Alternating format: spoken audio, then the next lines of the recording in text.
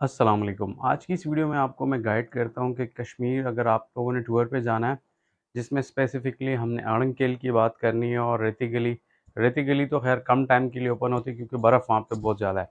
तो सबसे पहली चीज़ ये जब आप ट्रैवलिंग स्टार्ट करते हैं तो आप लोगों के साथ रेनकोट होना चाहिए क्योंकि कभी भी बारिश वग़ैरह हो सकती है और सर्दी होगी तो मोटा कोट हो जो सर्दियों में हम लोग आम तौर पे पहनते हैं, वो अपने साथ आप अपने उसमें रख लें बैग में। पैक करके टूथपेस्ट, टूथब्रश इसके अलावा ट्रैवलिंग करते हैं तो आपके पास जूसेस, पानी की बोतल लाज़मी होनी चाहिए क्योंकि डिहाइड्रेशन भी कभी-कभार हो सकती है, धूप अगर तेज़ हो या हाइकिंग करते हुए आपको एनर्जी अगर आपकी डाउन हो तो आप मीठा खाएँगे तो आपकी एनर्जी वक़्ती तौर पे ठीक होती है। तो बिस्किट्स या चॉकलेट्स, दांतों की तो बर्बादी है लेकिन आर्ज़ी तौर पे आपको साथ लेके जाना चाहिए जूसेस वग़ैरह। और पेप्सी वगैरह इस चीज़ों को तो मैं रिकमेंड बिल्कुल नहीं करता, जूसेस फिर भी ठीक है। इसके अलावा ये है कि आप लोगों को ऑलरेडी टूर गाइड आपके साथ हो तो बेहतर है, नहीं तो आप यूट्यूब पे पहले से सर्च करें उस जगह के बारे में, गूगल पे इसका वेदर फ़ोरकास्ट चेक करें कि वेदर फ़ोरकास्ट क्या है, उस दिन के हवाले से और वीक के हवाले से। इसके अलावा ये कि जब आप गाड़ी में जाते हैं तो बहुत सारे ऐसे रोड्स हैं, जिस गाड़ी में आप जा रहे हैं वो ट्रैवल नहीं कर सकती, फिर आपको जीप वो जो है ना अवेल करनी चाहिए। तो उसका रेंट थोड़ा ज़्यादा होता है लेकिन आप कंफर्टेबल ईज़ी होके पहुँच सकते हैं अपने डेस्टिनेशन पे। अब जैसे मिसाल के तौर पे हमने अभी इसी वीक में एक टूर किया है, पेशावर से हमने कश्मीर का। तो पेशावर से हमारी कोस्टर थी तकरीबन हमारी 4 कोस्टर्स थी जिस एक कोस्टर में मैं था वो मैं मैनेज कर रहा था। तो उसमें सीन ये था भाई कि हम पेशावर से निकले हैं सुबह के टाइम वक़्ती तौर पे मतलब 5 बजे 6 बजे इस टाइम पे 5 बजे मैं घर से निकला था और 6 बजे हम सब इकट्ठे होके हम रवाना हो चुके थे। क्योंकि जितनी जल्दी आप निकलेंगे तो उतनी जल्दी आप पहुँचेंगे, आप बहुत सारे पॉइंट्स कवर कर सकते हैं, जो आप देखना चाहें और फिर रेस्ट करके अगले दिन के लिए भी आप रेडी होंगे। जल्दी निकलने का फ़ायदा ये है।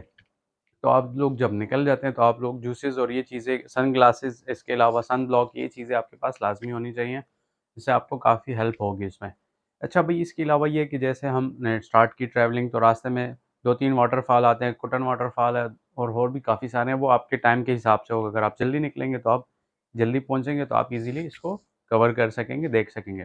फिर अगली चीज़ ये है भई कि आप लोग जहाँ पे भी आपका होटल होगा लेट्स सपोज़ आपका किरन वैली में स्टे है।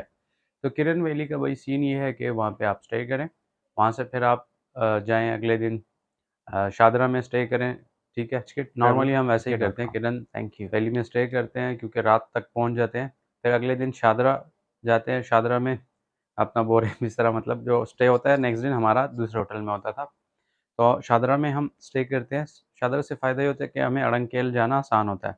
वहाँ से जीप्स मिलती हैं शादरा से तकरीबन 15,000 इससे कम या ज़्यादा की रेंज में हो सकता है क्योंकि पेट्रोल और डीज़ल ये चीज़ें बहुत महँगी है। तो ये चीज़ें जब आप कर लेते हैं जीप तो फिर आप अड़ंकेल केल पहुँचते हैं बेसिकली। केल से फिर आपके पास 2 ऑप्शंस होते हैं कि आप लोग जब जीप से पहुँच जाए ना केल, शादरा से केल पहुँचते हैं जीप में।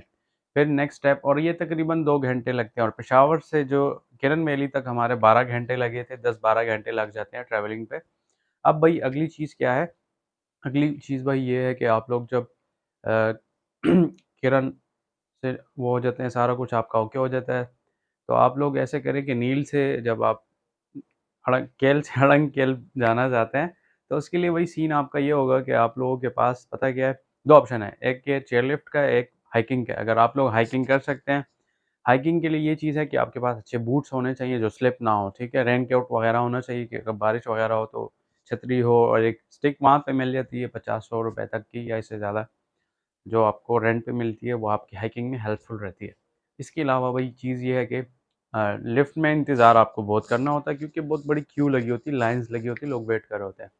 लिफ्ट के अलावा सेकंड ऑप्शन आपके पास ये होता है भई कि आप हाइकिंग करें। हाइकिंग 3-4 घंटे लग जाते हैं अगर बार-बार रुक के जाएँ, अगर डायरेक्ट जाएँ तो 1 घंटा, डेढ़ घंटे में भी लोग पहुँचते हैं, जल्दी भी पहुँचते हैं, वो आपकी प्रैक्टिस पे डिपेंड करता है। अच्छा फिर ये चीज़ है कि भई बहुत सारे लोग छोटे बच्चों को ला रहे होते हैं, तो भई उनको आप हाथ में उठा के इसलिए नहीं लाएँ कि कभी-कभार चढ़ाइयाँ होती है तो मसला होता है। अगर पेरेंट्स हैं तो वो अपने साथ कोई ऐसे आप कह लें कि जैकेट्स या कोई भी चीज़ हो जिसमें आप बच्चों को अपने साथ डाल लें, लटका लें और आप इज़िली ट्रैवल कर सकें। अदरवाइज़ ऐसे रिकमेंड नहीं करता, जो बहुत बूढ़े हैं, जो नहीं चल सकते और जो बहुत छोटे बच्चे हैं वो नहीं चल सकते, उनके लिए बहुत इश्यू होता है, तो फिर पेरेंट्स उनको उठा के ले जाएँगे आगे। क्योंकि रोड जो है हाइकिंग वाला बहुत ख़राब है, अगर आप लिफ्ट के थ्रू भी जाएँगे, तो लिफ्ट का तो चलें आपने आधा रास्ते से ज़्यादा कवर कर लिया, लेकिन फिर भी आपकी 40 मिनट की हाइकिंग होती है जो कि टफ़ है और बारिश हो जाए तो स्लिपरी होता है। जिसमें अभी लास्ट टाइम गए बारिश हुई थी तो स्लिप हो रहा था बहुत ज़्यादा। तो ये चीज़ का आपने ख़्याल रखना है भई जब आप जाएँगे टूर पे। बाकी एन्जॉय करें, कोई इश्यू नहीं होता। और ये एक चीज़ और भई, सिम वहाँ पे नेटवर्क्स काम नहीं करते, यूफ़ोन रोमिंग पे करता है लेकिन फिर भी मैंने एयरप्लेन पे रखा होता है कि फ़ायदा नहीं। तो आप एसकॉम की सिम वहाँ पे खरीद सकते हैं और उसको आप यूटिलाइज़ कर सकते हैं। तो ये तकरीबन टूर मैंने आपको गाइड किया कि क्या-क्या चीज़ें आपको पता होनी चाहिए।